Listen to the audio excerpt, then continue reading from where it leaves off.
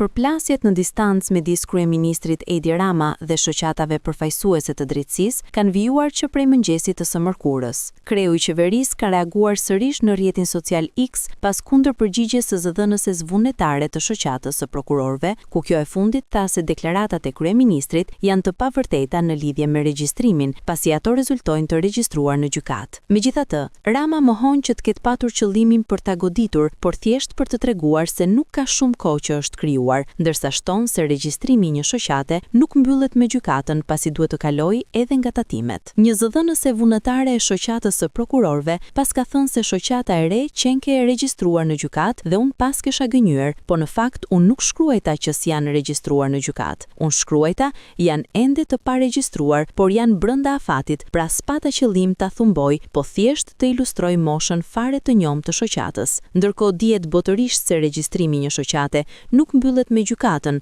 po duhet bërë edhe tek tatimet, gjë që ende s'ka ndodhur, shkruan kryeministri Edi Rama në rrjetin social X. Më herët, kryeministri Edi Rama pati një përplasje edhe me shoqatat e gjyqtarëve, ku edhe ato i akuzonte për mungesë regjistrimi dhe se nuk ishin paguar sigurime apo tatime në shtet, dhe sipas tij kërkonin që të paguheshin nga taksat e qytetarëve. E gjitha nisi pas kërkesës për rritje të pagave të gjyqtarëve, gjë që u pasua me refuzim të kreut të qeverisë, teksa e cilësonte këtë kërkesë si të pavend dhe që binte ndesh me realitetin ekonomik dhe parimet e drejtësisë sociale në Shqipëri.